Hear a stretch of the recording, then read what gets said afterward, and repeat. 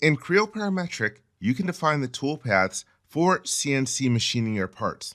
Before you can define the sequences, though, you need to define or retrieve the tools that you're going to use. To do that, you can use the cutting tools icon from the ribbon. As I mentioned in a previous video, the cutting tools icon will not be available until you create an operation like I have here in my model tree.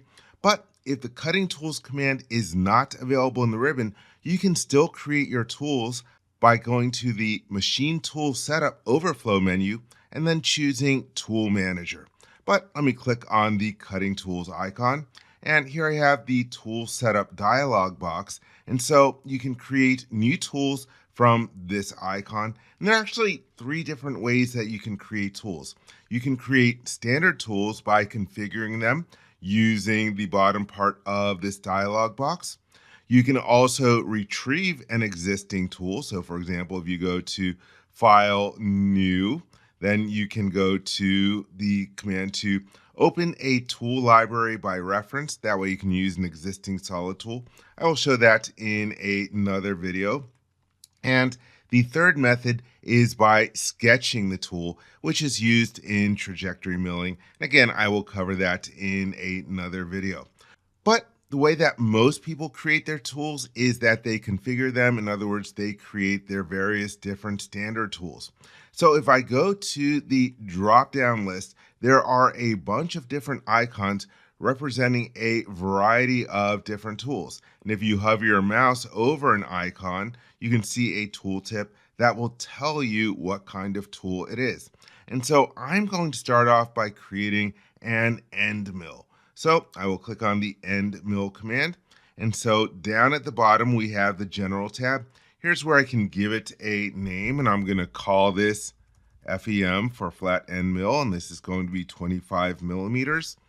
And here's the drop-down list for the type. You can actually change the type even after you select the icon, but I'm happy with an end mill.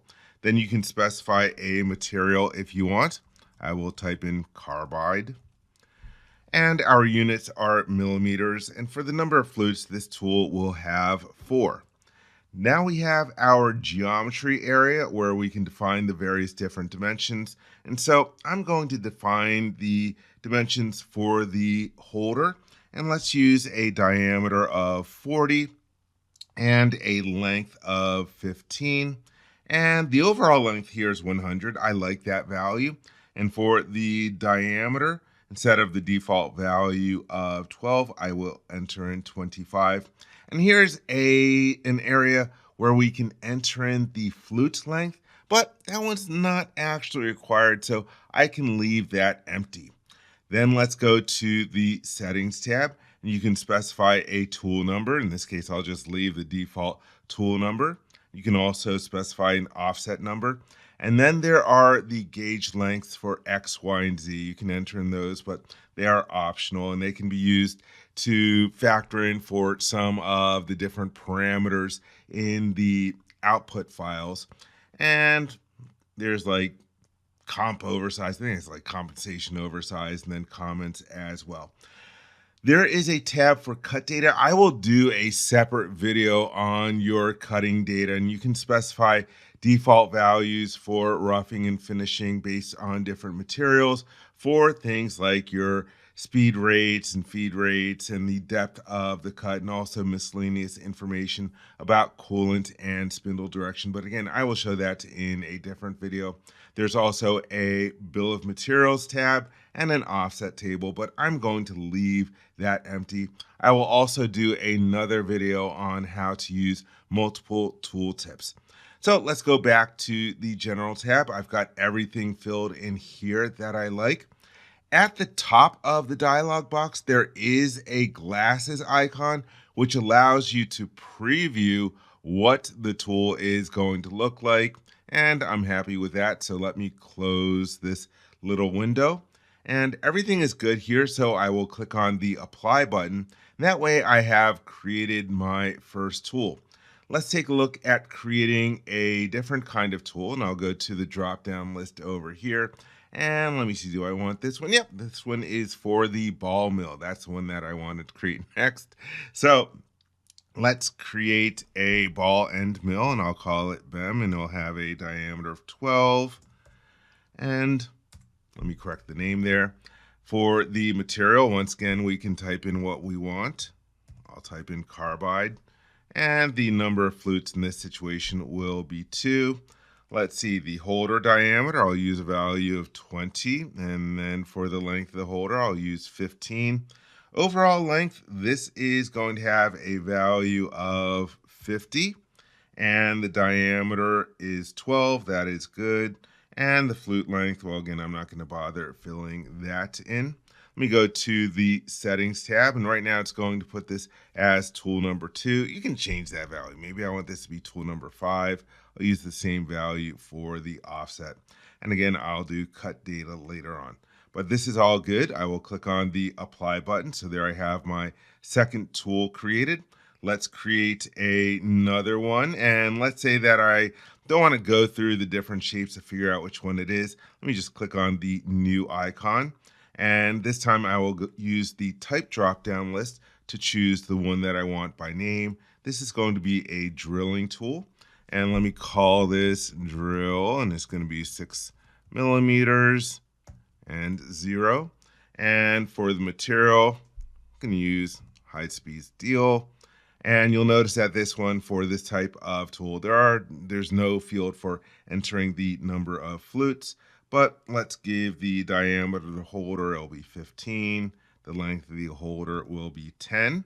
And let's change the diameter here to 6. Length will be 70 in this situation. And one other thing is that we have our point angle. And this one has a default value of 118, which I actually want. And the rest of the values I'm going to leave blank, like the tip offset of elongated drill tool, and also the point diameter, and also the flute length once again. And let's go to the settings tab. Maybe I want to use this as tool number 8, offset number 8. Everything is good with this one. Let's use the apply button. And I'll create one more tool, and this one will be for spot drilling. And it's like, I don't know. Again, I can try to figure out which icon it is, or I can just go to the new icon and go to the general tab, and let's find it from the list. There we go. There's spot drill. And for the name of this one, I will call this spot drill, and it'll be 12 millimeters. And this time I'm going to leave the material blank. And let's go fill in the holder dimensions. Let's use a diameter of 20 and a length of 10. And the diameter of this one's going to be 12. Right now we have a value of 13 in there. And then for the length, let's use a value of 100. And for the angle of the point angle, it's got a default value of 90, which I also like, so I'm good with that one. Let's go to the settings tab, and this time maybe I want to use 10. I am just making up values for the tool number and the offset number. All right, and so once again, we can use the glasses icon if we want to preview what it looks like. I'm good with that, so let me click the close button, and then I will choose the apply button, and there we have it listed in here. Now, of course, you don't want to have to configure your standard tools every time that you want to do some NC toolpaths. So it is in your interest to save these different files. So for example, I can select a file and I can click on the save button, and we get the message that this has been saved successfully. And you'll notice that the name of the file that it gets saved in is the name of the tool with a .xml extension. It's an XML file. Just be aware that if you are using older versions of the software, they use different file types and extensions. So originally, way back in Pro Engineer 12, it had a file extension of .tprm, 4 letters, and I guess they figured that, you know what, everything else uses 3 letters. So also starting in Pro E12 and all the way through Wildfire 2, they changed it to .tpm, and then they said, okay, everyone uses XML files. So starting after Wildfire 2, the tools were saved in XML file format. But anyhow, I saved this. Where the heck did it go? Well, let me click the OK button to close the tool setup. That depends on your config.pro options. If I go to File, Options, and then Options, and then Configuration Editor, here I have all my different options. I'm going to change the sort from alphabetical to category so I can quickly find my manufacturing category.